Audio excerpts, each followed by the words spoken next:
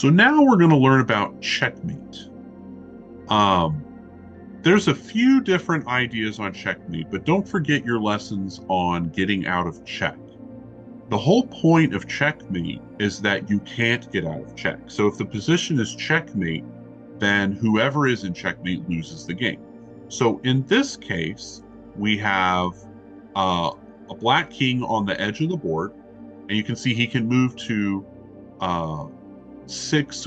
Well, he has six squares that he can move to or sit on.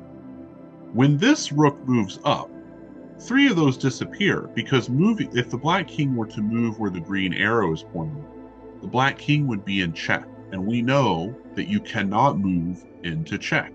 You have to stay out of check no matter what. So the black king moves to here, and then the other rook attacks the king. And you'll see all of the blue circles went away. That means that no matter where the black king moves, one of the two rooks can see him, and this position would be checkmate. And we only have three ways out of check. We have blocking, we have running away with the king or moving away, and then we have capturing. And as you can see in this position, nothing can capture the piece or this rook on A8 that is attacking the black king. Nothing can block because the black king doesn't have any other pieces to block with. And you can't run away because every square you could run to, one of the two rooks would be able to see you. So this position would be checkmate. So let's look at a couple of different examples of checkmate. So here's a slightly more complicated one.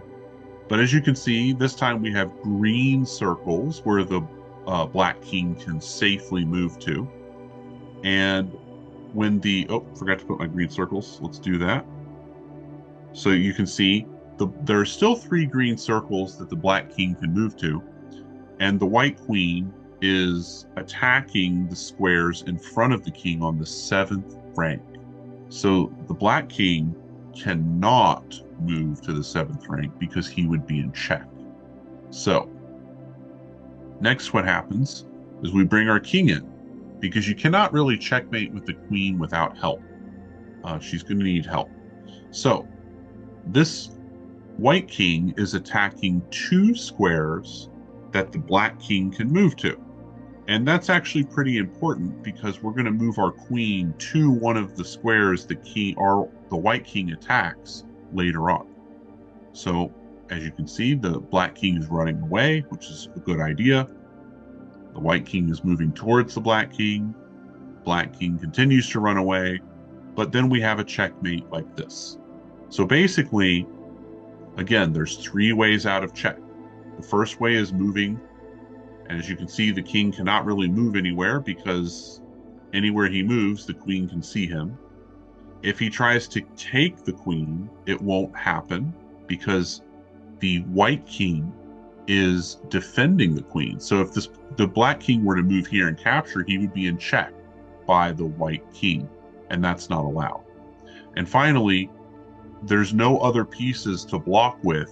But anytime you're in check from one square away, you can't block that anyway because there's no square in between the queen and the king. So this would be checkmate as well. There was another possibility, if we go back to the beginning, that can change a little bit. So we'll start off very similar, but instead of playing king to here, we can play king to f6. This is actually even better because now our king attacks three squares that the black king can move to. So no matter where the black king moves, we can place checkmate on the next move. And we can do it again if the black king moves the other direction, we can checkmate right here instead. So all three of those positions are checkmate. Let's look at one more checkmate just to kind of show you the idea. So here we have three pieces attacking the squares in front of the black king. Well, really we have four pieces, but I'm ignoring the rook for a second. So the bishop covers the e7 square. Oh, I'm sorry. The pawn covers the e7 square. The bishop, which is this piece right here, covers the f7 square, and the king on h6 covers the g7 square.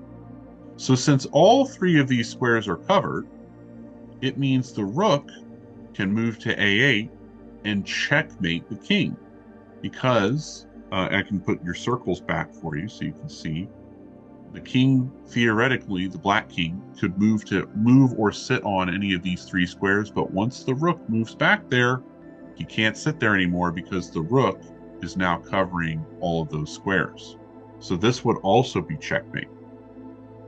So I'm hoping after you understand a little bit about this, how checkmate works. The main thing to remember is there are 6 squares that the king, when he's on the edge of the board, can move to or sit on, and you have to attack those. Most of the checkmates that you'll ever see will happen when the king is on the edge of the board. But we're going to cover more information on checkmate in a later video.